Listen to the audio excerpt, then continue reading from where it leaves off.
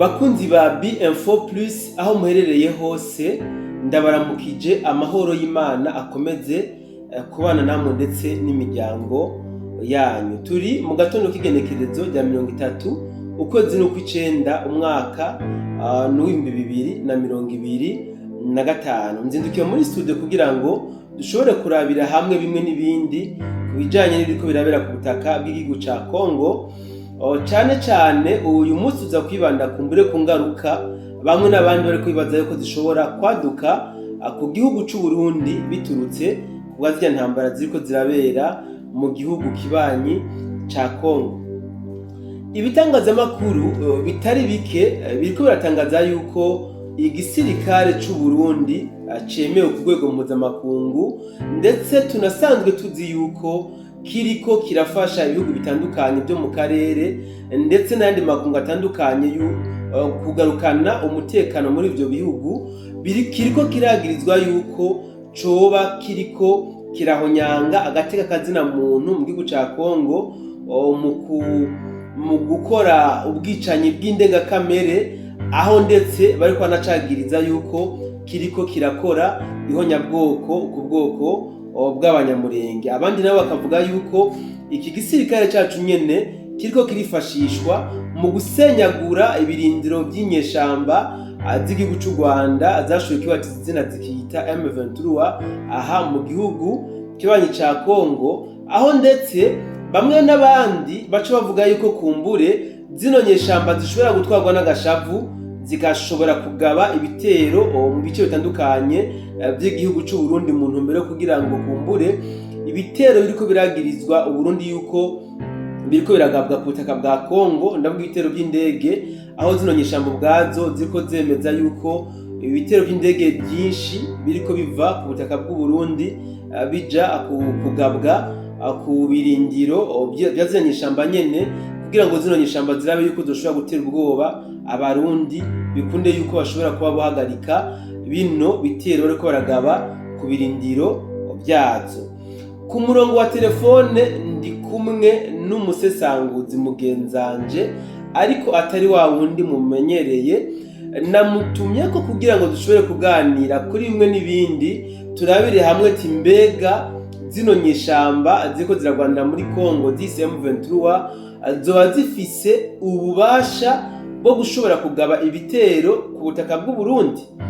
Turabira hamwe kandi nimba zino nyeshamba zoba zifise ubushobozi n'uburenganzira bwo gushobora kugaba ibitero hano ku butaka bw'u Burundi. Musisanguzi mugenzanje ndakuramukije, mwarayimpore? Twarayimore, namwe nibaza ko mwarayimore. Yego nanje ndaho, reka ndaguha umwanya uramutse abadukurikiranye hano kuri B-Info Plus imbere yuko twinjira mu donido ry'ikiganiro cacu. Murakoze cyane, ndaramukije abakurikirana bose B-Info Plus.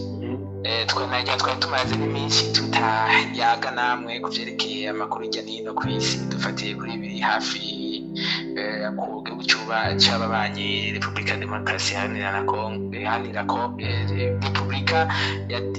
Iharanira Demokarasi mu gihugu ca Congo. Nizera yuko bameze neza, baguwe neza, kandi bashobora kugwa neza aho bari hose. Urakoze cyane umusesanguzi mugenzanje, reka kwanza ndagushimire kuba washoboye kwitaba akano kamo kanje kugira ngo dushobore gusesangura bimwe n'ibindi kuri bino biriko biravugangwa nk'ingaruka zishobora kuba ku gihugu c'u Burundi ziturutse kuri zino ntambara ziriko ziraba muri kino gihugu kibanyi ca Congo. Murakoze cyane, nkuko numvise ungene mwashikije mu ntango y'ikiganiro. Nohera kuri iki cerekeye ivyo birego izo nyeshamba ziriko ziragiriza igihugu c'u Burundi. Ndababwira ko mu bisanzwe twibukanye ko intambara ya kino gihe mbere ni kera hose, mugabo kino gihe birakabije. Intambara aho usigaye atari amasasi gusa, ariko ari ibintu vya communication. Hanyuma ugusumije akarimi akawica ngo yatsinze bimeze kandi akarimi gusa. Ku bisanzwe iyo igihugu cagirijwe utegeza kwerekana imenyamenya hanyuma ukabishikiriza mu nzego uko bimeze. Hari inzego mpuzamakungu n'irya RDC canke DRC ya Republika Iharanira Demokarasi ya Kongo, iri muri East African, turi kumwe n'iza SADC zakomeza n'izindi. Ivyo birego vyari bikwiriye gutangwa n'ivyemezo bikaba bihari, hanyuma bakavuga ivyo birego ivyo ari vyo. Ariko ibi vyo guhagarara ku marezo sosiyo canke ku bimenyeshamakuru umuntu akavuga ivyo yishakiye n'ukuri, ivyo ntawe biziza umuntu wese afise ingene yitunganya mu kurwanya urugamba, ariko ukuri nako aba ari ukuri. Biheza bikemezwa igihe hariho ivyemezo vy'ukuri, ariko nta bihari. Nobamenyesha ko nta vyemezo bihari. Igihugu igisoda c'Uburundi, yaba ari igisoda ivyo ayo mabi bacagiriza igisoda c'Uburundi ngo kirakora ayo byaba ari vy'ukuri, mwokumva bivugwa muri ONU imbere bagaheza bakanucira n'umukenke ntihagire aho dusubira kuja kugarukana amahoro mu bihugu biba biriko batwitura. Ariko ivyo rero sivyo, kuko ubundi buracize mu makungu kandi n'ubu inzego zijejwe umutekano zama zagiye gufasha, kandi ubu zirashari kubikorwa, kandi n'ubu ndazi yuko igihugu c'Uburundi kitwe neza kuri urwo rugezo. Urakoze cane Musanguzi mugenzanje kuri uwo muco uriko uratanga, ariko ndashaka rero twinjire muri bino bibazo bibiri nabajije. Imbega zino nyeshamba hoho nkamwe vyoba biruko zoba zifise uburenganzira canke zoba zemerewe kuba zogaba ibitero ku gihugu c'Uburundi? Murakoze cane vire, murafishe ingenge gatoyi kuko mbega ko zagiye kurasa muri Kongo zari zifise uburenganzira. Urabona umuntu uko ashaka kose, nibaza ko umuntu abikora uko avyumva. Abantu bagiye hamwe bakavuga reka tuje kurasanaka, nk'abantu nyene twese ko turi abantu, ntawovuga ngo si uburenganzira bwiwe, eka n'ukuri agira ivyo yumva ashaka. Mugabo ikibazo nyamukuru kiri ahantu kivuga gutya. Mu bisanzwe kugira umuntu arinda afata umuheto canke avuge ko yorasana hariya, nuko aba afise nibaza ibintu bishika kuri bibiri. Ica mbere, uburenganzira novuga mushaka kuvuga n'amategeko. Amategeko, hari amategeko abibemerera, ico ni ca mbere. Kigira kabiri ko hari ingufu za mbere z'amategeko hamwe n'ingufu z'umuheto, ingufu za gisirikare. Twovuga ko M23 nivyo iriko irasa muri Kongo, mugabo ikibazo co twibaza irafise ingufu zo kuza kurasa mu Burundi. Mbe yabizifise kuva aho yavugiye, twarumvise ko ivyo ku aeroport igihe bibavuga ngo bashobora kurasa ku aeroport ntavyo bakoze. Igihe bagerageza kwigaruriza Uvira ntavyo bashoboye. Ni ukuvuga ku vyerekeye ingufu za gisirikare M23 biragaragara ko itabishoboye cane. Ubugira kabiri nabwo mu mategeko naho nyene M23 nta ngufu ifise z'amategeko, kuko M23 si igihugu, M23 si leta, M23 n'umuhari mbere utovuga ko wemewe nk'umuhari ufise ibintu vy'ukuri imaze kwemera ati umuhari urakwiye gushigikirwa. Oya, sivyo. M23 rero nta mategeko afise ari inyuma yawo canke ingufu za gisirikare kugira ngo tuvuge ko ufise ubushobozi bwo gukora ivyo uriko uravuga. Ariko ibi ni vya nyene vya ntambara ya communication igerageza kwiyamamura uko ishaka, mugabo nta bushobozi ifise na gatoyi. Hanyuma nagira mvuge kuri iki c'abarundi bari muri Kongo. Mu bisanzwe ibihugu amaleta yemewe no muri ONU asasa arashobora kugirana amasezerano yo gutabarana mu vya gisirikare, bagasinyiranira bigashoboka. Uburundi rero burafise inyuma yabo ingufu z'amategeko kugira ngo bushobore kuza kurasa kuri M23 uko Kongo ibwemereye kose, kuko harimwo ibintu bibiri. Ca mbere amasezerano yo gushikirana na Kongo. Kigira kabiri naco n'umutekano w'Uburundi kurahungabana, ko M23 bigaragara ko idashobora kugarukira muri Kongo gusa, kuko ivyo ivuga vy'abatutsi bari muri Kongo. Urumva ibishaka kwatsa umuriro hamwe ibihugu vy'akarere baguma bavuga ngo ibibazo vy'ubwoko bw'abahutu n'abatutsi n'ibiki, kandi hari ibihugu ku vy'ukuri ata bwoko bw'abatutsi babibarizwamwo. Hari ubwoko bw'abanyamurenge, hari ubwoko bw'abarundi muri Kongo, hari ubwoko bw'abafurero n'abandi, abashi n'abandi. Kuri kubw'ivyo rero novuga ko Uburundi burafise uburenganzira bwo kurasa kuri M23 buhabwa n'amategeko, ariko M23 nta burenganzira buhabwa n'amategeko yo kuza kurasa mu Burundi. Kigira kabiri, Uburundi burafise ingufu zo kurasa kuri M23 uko ingufu za gisirikare, ariko uvuga ko M23 nta ngufu za gisirikare ufise kurasa mu Burundi. kuko yaba ufise izo nguvu ni kuri tuba tumaze kuwakira, ariko nibaza ko M23 amajambo gusa nishobora kuza nubwo ngira ngo yoza bava yiyitirira canke igafatira za leta barazindi mengo dodo zirafise ibyo zoba zirekama mu Burundi, ariko M23 nta kirekama ntaco ibaza mu Burundi, nta n'inguvu ifise, nta n'amategeko ahari. Ivyo yiko yavuga M23 nibaza ko ari ibyanyi na mico nyine y'amajambo, kandi amajambo naho no mu Gifaransa bavuga ati amajambo yavuga ariko abarengana bo bakabishika barengana. Urakoze cyane musisanguzi mugenzanje, ariko turiko turabona bisa nkaho hariko havuga ku rundi ruhande yuko leta ya Kongo ishobora kurasa ku gihugu cy'u Rwanda biturutse yuko kino gihugu arico kiriko kirafata mu mugongo zino nyeshamba za M23. Ibi vyovyo tubivuge gute? Ego murakoze, ariko reka nshishikare guma ngaruka kuri ibyo bintu ababwiye ko biri très fondamental cyangwa n'urufatiro rukomeye. Icya mbere n'amategeko, icya kabiri n'inguvu. Aho n'ubundi cyo twibaza duti mbega Kongo irafise inguvu zo kurasa mu Rwanda. Nimba Kongo ifise inguvu zo kurasa mu Rwanda, Kongo irashobora kurasa mu Rwanda n'ubu bishatse yorasayo, kandi izo nguvu irazifise, icyo turakizi.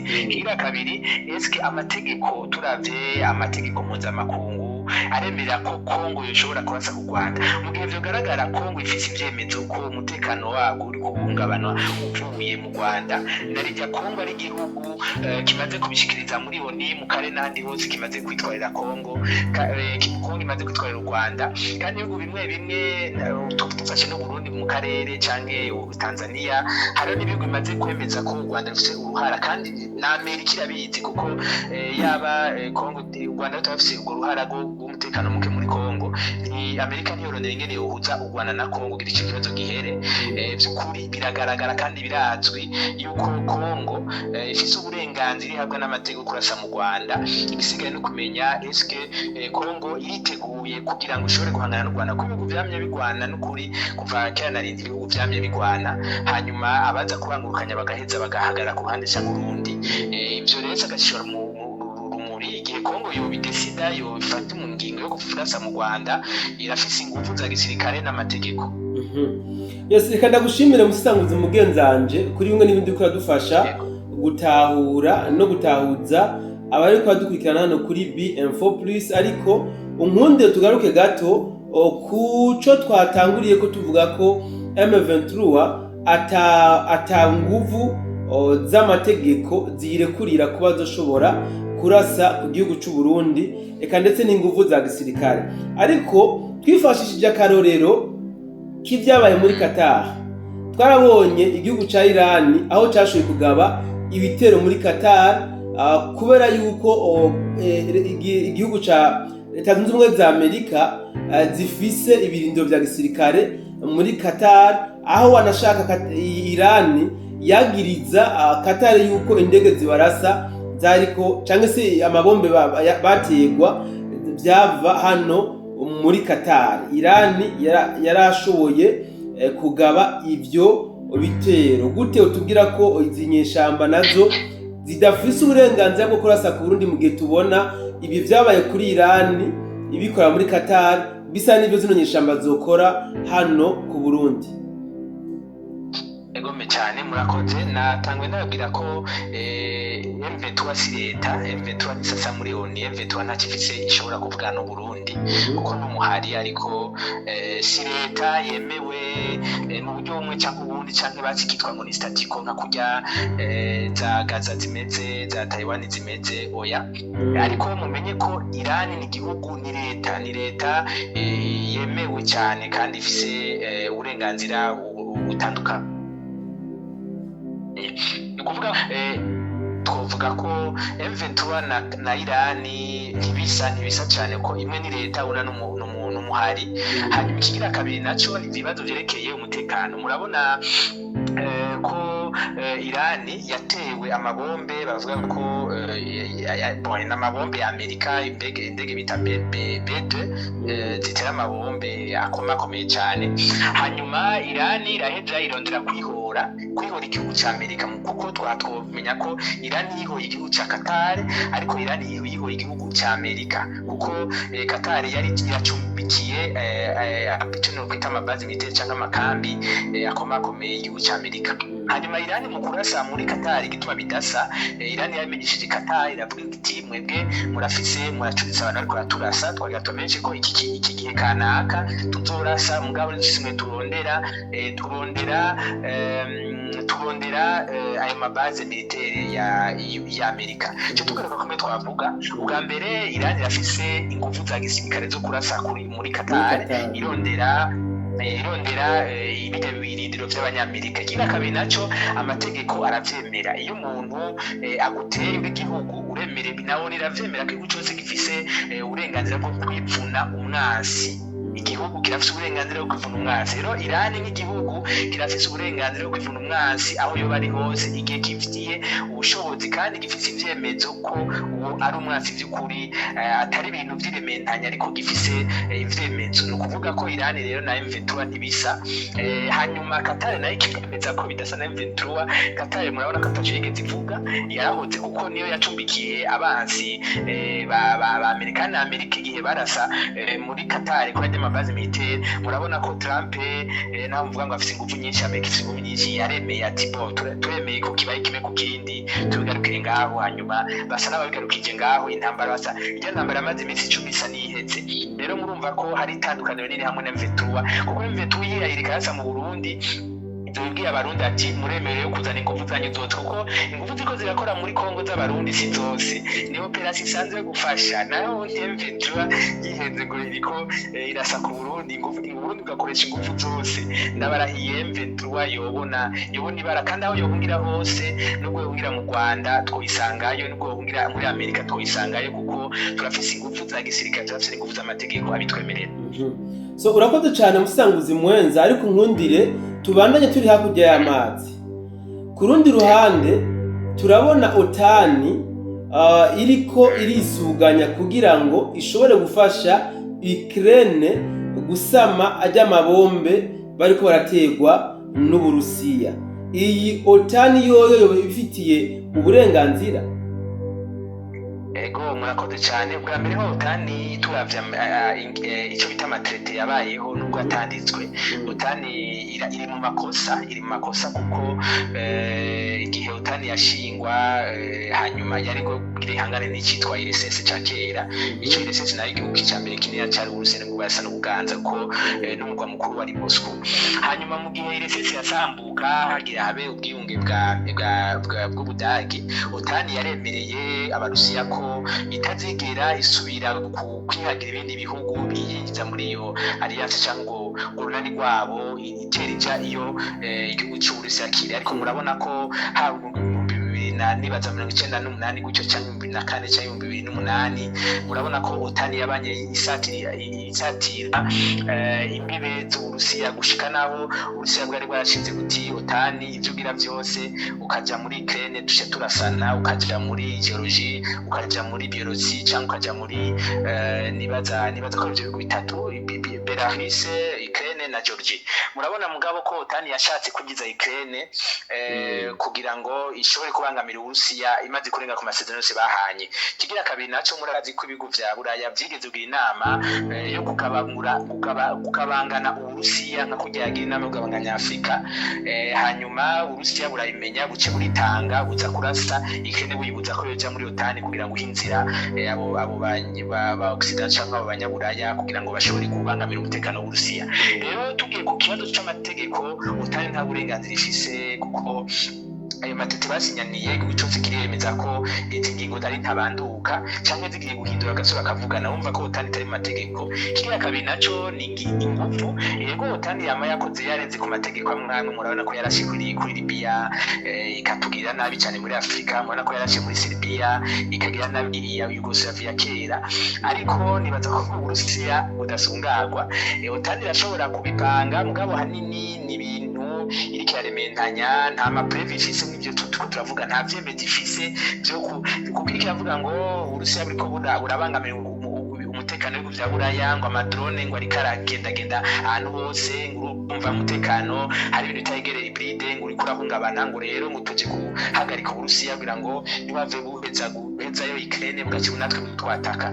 Ariko ivyo vyose nta vyemezo icambere, nta vyemezo bihari kugira ngo OTAN yumve ko yemerewe kuza kubikora. Ikigira kabiri, OTAN izobirenze ku masezerano bahanye n'Uburusiya. Ica gatatu naco, OTAN nta nguvu ifise novuga yuko uno munsi buhangana n'Uburusiya kuko irabizi neza yuko ari ibihugu bifise vya bigwanisho vya ruhonyanganda, kandi nibaza ko haba Amerika canke Uburusiya barazi neza ivyo bintu vyari vyo kuko barazi intambara y'isi yose ingene vyagenze. Kira noneho Ubushinwa na Korea ya ruguru, Irani n'ibindi bihugu biherukiye muri BRICS biriteguye gufasha Uburusiya igihe OTAN yotangura kwerura kuja muri iyo ntambara. OTAN yifuza kwinjiramo buke buke, ariko abarusiya bamaze kubibona nabo bararahiye bakavuga bati mwihenze mukaza kurasa muri Ukraine, mu kuturasira muri Ukraine mudusamira ivyo bitero, turashobora guca natwe dukora akandi kantu. Kandi ibihugu byinshi biramaze kubona yuko umutekano wavyo woca uhangabana, kandi si ivyo umutekano wavyo gusa ariko umutekano w'isi yose. Nibaza rero yuko kuri ivyo vya OTAN